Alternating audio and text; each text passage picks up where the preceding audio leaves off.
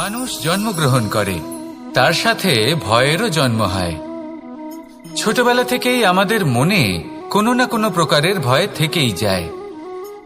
কেউ এই বিষয়ে ভয় পায় যে তার কোনো বস্তু তার থেকে দূরে চলে যাবে, কেউ এই বিষয়ে ভয় পায় যে আমি নিজেকে হারিয়ে ফেলব, কেউ এই ভেবে ভয় পায় যে আমার প্রিয়জনেরা তারা যেন আমার থেকে দূরে না চলে যায়, কেউ এই ভেবে ভয় পায় যে আমরা যেন পথ না হারিয়ে ফেলি, আদি ইত্যাদি। কিন্তু সত্যি কথা বলতে ভেবে দেখুন, এই ভয় বাস্তবে কি? শুধুই একটা মনস্থিতি, আর কিছুই নয়। যা কিছু আপনি জীবনে পেয়েছেন তা একদিন আপনাকে হারাতে হবে। এই জীবন হলো আপনারই, কিন্তু তাও একদিন সমাপ্ত হবে। তাই ভয় পেয়ে কি লাভ? এই ভয় শুধু আপনাকে জীবন যাপন করা থেকে বাধা দিচ্ছে, আর কিচ্ছু নয়।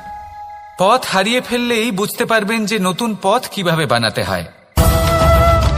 কিছু মানুষকে জীবন থেকে হারালে তবেই আপনি বুঝবেন যে আপনার আপনজনকে।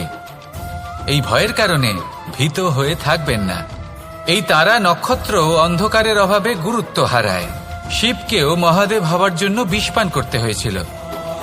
প্রত্যেক পরিস্থিতি, প্রত্যেক সাফল্য আপনার পরীক্ষা নেবে, তাতে উত্তীর্ণ হওয়া হলো আপনার কর্ম। যখনই আপনি ভয় পাবেন বা সংকটের সম্মুখীন হবেন, তখন সাহসের সাথে তার সম্মুখীন হন। মনে রাখবেন, যে সম্মুখীন হতে জানে সাফল্য তার সাথে সবসময় থাকে। আসুন আর আমার সাথে ভালোবেসে বলুন, রাধা রাধা। সাফল্যের বাস্তব অর্থ কি? নিজের লক্ষ্যে দৃষ্টিবদ্ধ হয়ে থাকা, প্রতিদিন তার জন্য কর্ম করা, দৃঢ় নিষ্ঠার সাথে উত্থান পতনে সামনে এগোতে থাকা, আর নিজের লক্ষ্য প্রাপ্ত করা, এটাই কি সাফল্য? যদি আপনার কোনো বস্তু লাভ করতে হয়, কোনো শক্তি লাভ করতে হয় বা কোনো স্থান লাভ করতে হয়, তাহলে তার জন্য এসব ঠিক আছে, কিন্তু বাস্তবে সাফল্য এটা নয়। আপনার কাছে থাকা কোনো বস্তু, শক্তি বা স্থান আপনি কিভাবে ব্যবহার করবেন তা আপনার উপর নির্ভরশীল। যদি তার সঠিক ব্যবহার আপনাকে করতে হয়, তাহলে উচিত সময় এবং উচিত স্থানে আপনাকে থাকতেই হবে। একে নিয়তিও বলা হয়। এবার ধরুন, এমন কোনো গ্রন্থ আছে যা জ্ঞানের দ্বারা ভরপুর, এমন জ্ঞান যার দ্বারা জীবন বদলে দেওয়া সম্ভব। এবার এই গ্রন্থ যদি এমন কোনো ব্যক্তির হাতে পৌঁছয় যিনি নিরক্ষর, তিনি কি এই গ্রন্থের সদ্ব্যবহার করতে পারবেন? কখনোই নয়। সেই জ্ঞান দিয়ে নিজের আচরণ পাল্টাতে পারবেন? কখনোই নয়। সেরকমই ধরুন, কোনো ব্যক্তি যার কাছে একটা অস্ত্র আছে, যার দ্বারা উনি শত্রুকে শেষ করে দিতে পারেন, কিন্তু সেই ব্যক্তি হলেন একজন কাপুরুষ। তিনি কি শত্রুকে শেষ করতে পারবেন? তিনি কি জয়লাভ করতে পারবেন? কখনোই নয়। আপনার কাছে কি আছে তার থেকেও বেশি গুরুত্বপূর্ণ আপনি তা দিয়ে কি করবেন। উচিত ব্যক্তির সাথে উচিত সময় উচিত স্থানে থাকা বেশি গুরুত্বপূর্ণ। নিজের গুণের সাথে, নিজের শক্তির সাথে, নিজের জ্ঞানের সাথে উচিত সময় উচিত স্থানে অন্যের যন্ত্রণাকে দূর করা, অন্যের জীবনকে আরো সুন্দর করে তোলা, এটাই হলো সাফল্য। তাহলে সাফল্যের বাস্তব অর্থ বুঝুন, অর্থাৎ নিজেকে আরো প্রসন্ন রাখুন, আর আমার সাথে ভালোবেসে বলুন, রাধা রাধা। বুদ্ধি আর বিবেকের পার্থক্য কোথায় তা নিয়ে এই সংসার অনেক কিছুই ভাবে। কিছু মানুষ ভাবেন যে এই দুই হলো একই, কিন্তু যদি সত্যি কথা বলি তাহলে এই দুইয়ের মধ্যে একটা অমূল্য পার্থক্য আছে, আর তা হলো এটা যে বুদ্ধির সম্পর্ক হলো মস্তিষ্কের সাথে, আর বিবেকের সম্পর্ক হলো হৃদয়ের সাথে। যে কোনো বুদ্ধিমান মানুষ কি করেন? নিজের মতন করে এই সংসারকে বদলে ফেলতে চেষ্টা করেন। একজন বিবেকশীল মানুষ কি করেন? নিজের অন্তরকে, নিজের মনকে বদলে ফেলতে চেষ্টা করেন।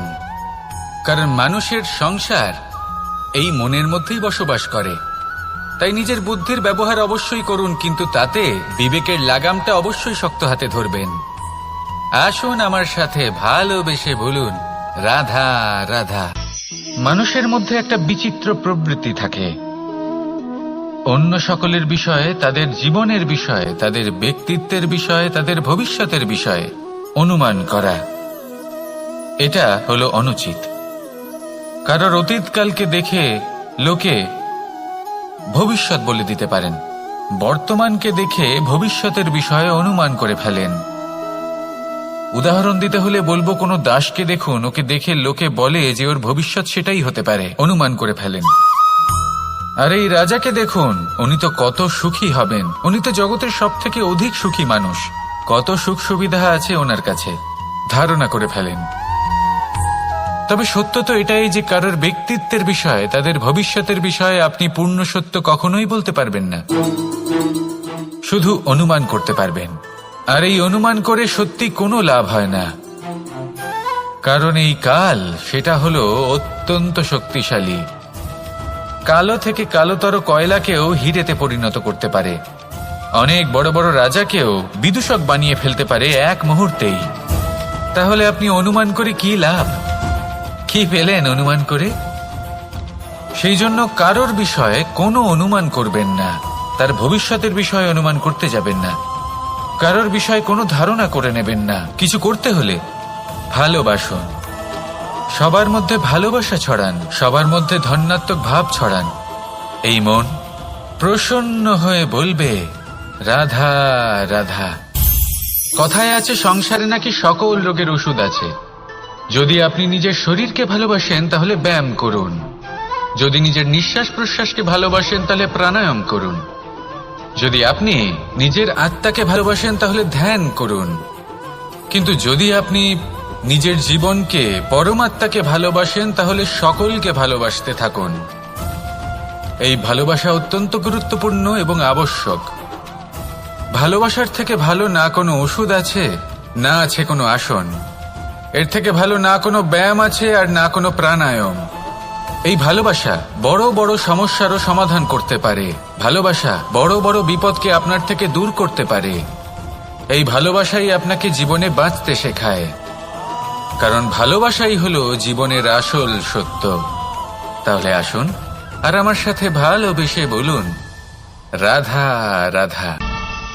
জীবনে সাফল্য লাভ করতে হলে মানুষকে উচিত পথে চলতে হবে, কিন্তু তার থেকেও বেশি গুরুত্বপূর্ণ হলো এটা বোঝা যে সেই পথে চলতে চলতে কখন আমাদের দাঁড়াতে হবে আর কখন আমাদের চলতে হবে। এই শিক্ষা অত্যন্ত গুরুত্বপূর্ণ। এবার দেখুন, ছোট্ট একটা কথা রয়েছে, ওকে আটকিও না, যেতে দাও। এই বাক্যের অর্থ কি? অর্থ যে কাউকে আটকিও না, যে এগোতে চাইছে তাকে এগোতে দাও, তার পথে বাধা সৃষ্টি করো না। এবার এই ছোট কথাতে এক অনুচিত স্থানে আমি দাঁড়িয়ে পড়ি। আটকাও, যেতে দিও না। এবার এর অর্থ কি হলো? যে এই ব্যক্তিকে আটকাও, তাকে জীবনে এগোতে দিও না, এর পথে বাধা সৃষ্টি করো। এবার এই ছোট কথাতে অনুচিত স্থানে যদি আমি আটকে যাই, তবে ভাবো কত পার্থক্য হলো। এই শিক্ষা কতটা গুরুত্বপূর্ণ সেটা শিখুন, আর এই শিক্ষা আমাদের জীবনে কতটা গুরুত্বপূর্ণ হতে পারে সেইটা বুঝুন।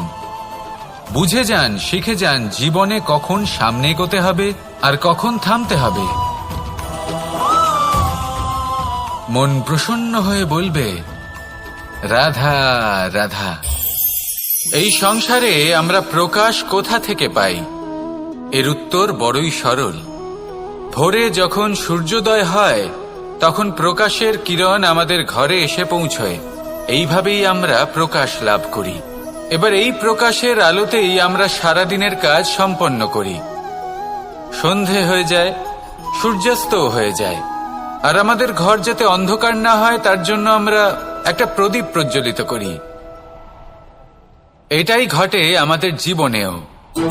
এবার প্রবাহমান আয়ুর সাথে আমরা আমাদের অন্তরে যদি একটা প্রদীপ প্রজ্বলিত করে নিই, তাহলে বিষয়টাই অন্যরকম হবে। এবার আপনি বলবেন, কোন প্রকাশের কথা বলছি যে আমাদের অন্তরে জাগ্রত করা সম্ভব? আমাদের আত্মার মাঝে প্রেমের প্রকাশ জাগ্রত করার কথা বলছি, কারণ আমাদের এই জীবন এও হলো দিনের আলোর মতো। আজ প্রকাশ আছে, কিন্তু কোনোদিন অবশ্যই অস্ত হবে।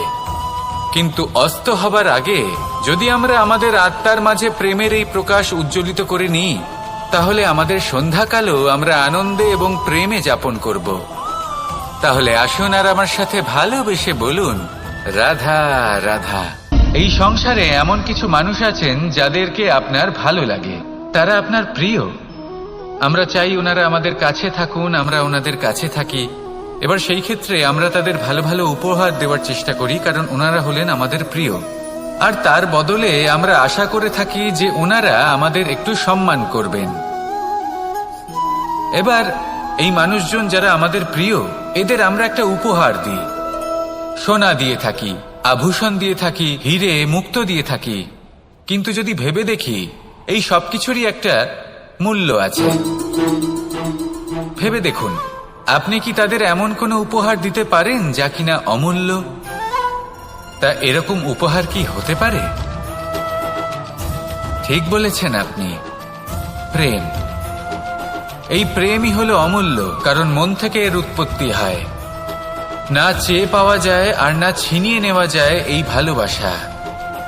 ঠিক এইরকমই হয় এই সম্মান। যদি সম্মান করো তাহলে মন থেকে এবং ভালোবেসে করো, ভয় পেয়ে নয়।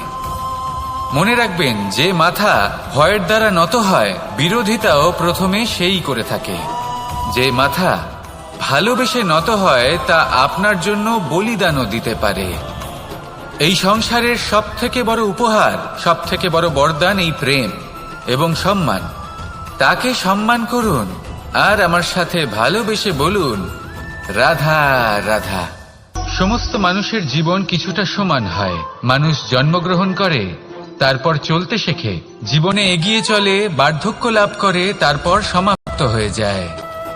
কিন্তু সেই ব্যক্তিরা কারা যারা প্রকৃত অর্থে মনুষ্য জীবন যাপন করেন? এনারা হলেন সেই ব্যক্তি যারা পড়ে গেলেও আবার উঠে দাঁড়ানোর চেষ্টা করেন, নিজের ভেঙে পড়া অস্তিত্বকে আগলে নিয়ে আবার একটা আকার দেওয়ার চেষ্টা করেন, ভগ্ন আশাকে আবার একটা নতুন দিশা দেন। অসফল হওয়ার পরেও থামেন না, আবার এগোতে থাকেন।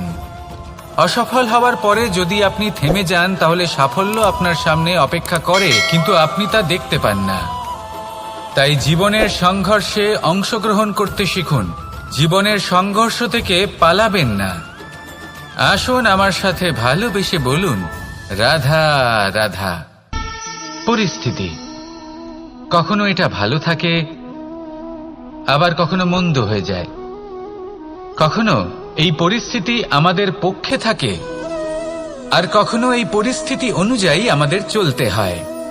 কোনো বিকল্প থাকে না। কিন্তু যখনই এই পরিস্থিতি খারাপ হয়ে যায়, তখন কি করা উচিত সেই প্রশ্ন মনে জেগে ওঠে। পরিস্থিতি যখন প্রতিকূল হয়, তখন আমরা কিছু হারালে তা হারিয়ে ফেলি, ঠিক আছে, কিন্তু যা বাকি আছে সেটা আমরা আগলে রাখতে পারি। পরিস্থিতিকে সামলে রাখার চেষ্টা আমরা অবশ্যই করতে পারি, শুধু সেটুকুই আমাদের হাতে রয়েছে। কিন্তু এর থেকেও বড় সমস্যা আছে, অহংকার। কখন প্রবেশ করে আমরা জানতেও পারি না। এই অহংকার আপনাকে বুঝতেও দেবে না যে আপনি সত্যি কিছু হারিয়েছেন। আপনার কিছুই যাবে আসবে না। দেখতে গেলে আকাশের সূর্য নিজের প্রকাশ হারিয়ে ফেলে যখন অন্ধকার ঘনিয়ে আসে। তাহলে আমরা কে হই? ওনার সামনে তো কিছুই নই। এই অহংকার আমাদের দমন করতেই হবে। এটা বিশ্বাস করতে হবে যে এই সমগ্র সৃষ্টিতে আমরা শুধুমাত্র একটা কণা, তার থেকে বেশি আর কিছুই নয়। বিশ্বাস করতে হবে যে আমরা ততটাও বড় নই যে কখনোই কিছুই হারাবো না। এবার যেদিন এই জ্ঞান আপনি আত্মস্থ করে নিজের আচরণ পাল্টাবেন, মনে রাখবেন সেই দিনই অহংকারকে দমন করতে আপনি পথে অগ্রসর হয়ে পড়েছেন। এই অহংকারকে দমন করুন আর আমার সাথে ভালোবেসে বলুন, রাধা রাধা। বনস্পতি ফলনের জন্য আমাদের কিসের প্রয়োজন পড়ে? একটু ধরিত্রীর, একটু পরিশ্রমের, আর একটা বীজের। এবার যদি মানুষের কথা বলি, তাহলে এখানে ধরিত্রী হলো মানুষের এই জীবন, যেখানে মানুষ নিজের ইচ্ছের ফল ফুল ফলন করতে চায়। পরিশ্রম হলো আমাদের কর্ম, আর বীজ হলো আমাদের নির্বাচন। আমাদের বেছে নিতে হবে যে আমরা কি বপন করব, আম নাকি ফণি মনসা। এর মধ্যে আমরা কি পেতে চাই? রসালো ফলের ফলন চাই নাকি কাঁটার ফলন চাই, তা আমাদের উপর নির্ভরশীল। কিন্তু একটা কথা ঠিক, লক্ষ্য যেমনই হোক না কেন, জীবন যেমনই হোক না কেন, যদি আপনি লক্ষ্যের দিকে এগোতে থাকেন তাহলে কর্মের সাথে খামখেয়ালি আচরণ করতে পারবেন না।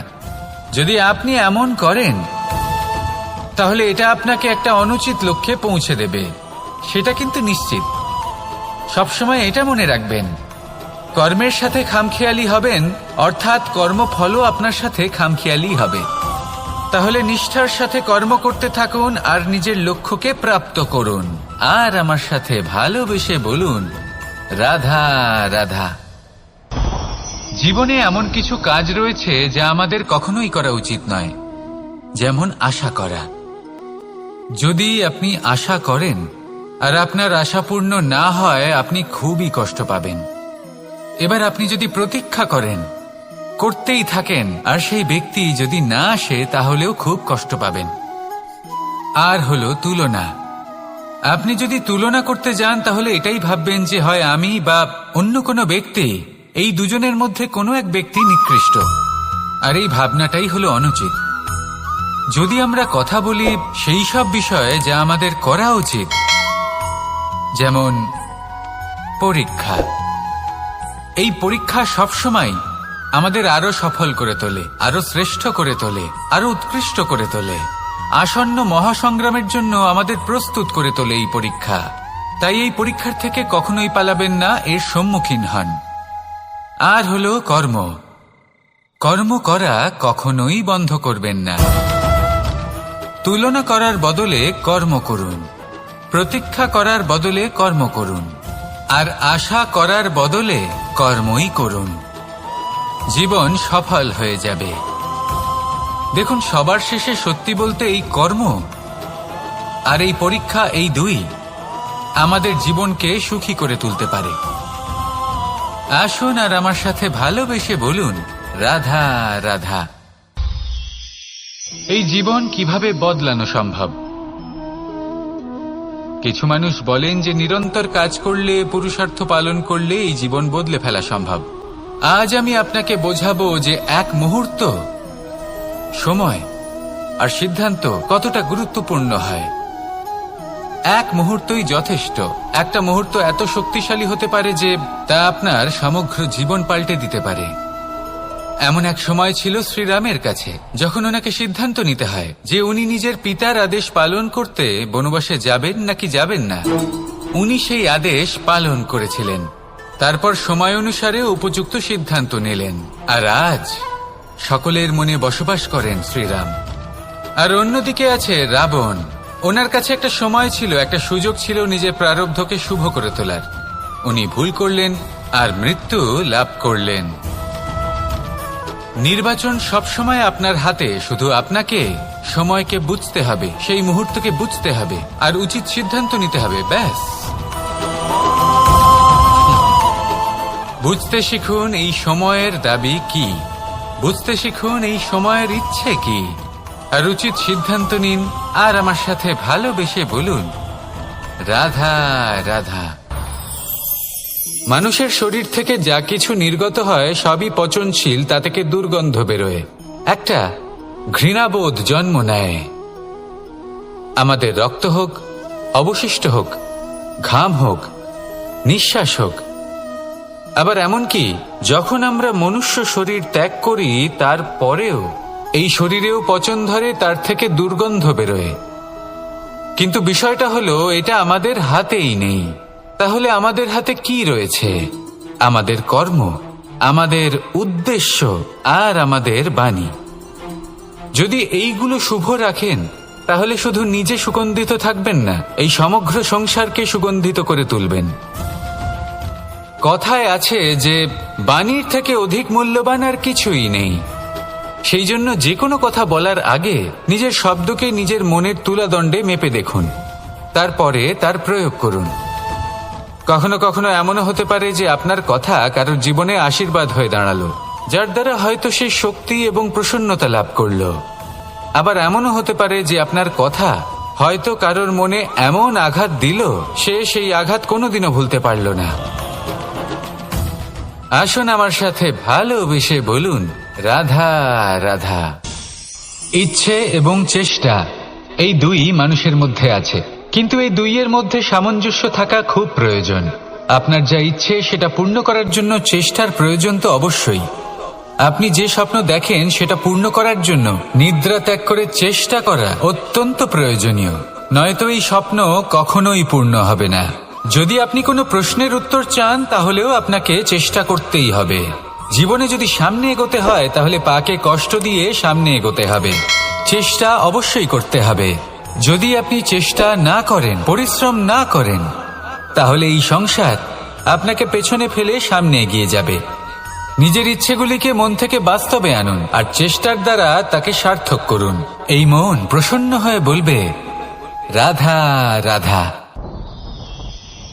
জীবনে কখনো সাফল্য আসে, আবার কখনো অসফলতা, কখনো আশা পাওয়া যায়, কখনো নিরাশা, কখনো জয় লাভ করি, আবার কখনো পরাজয়।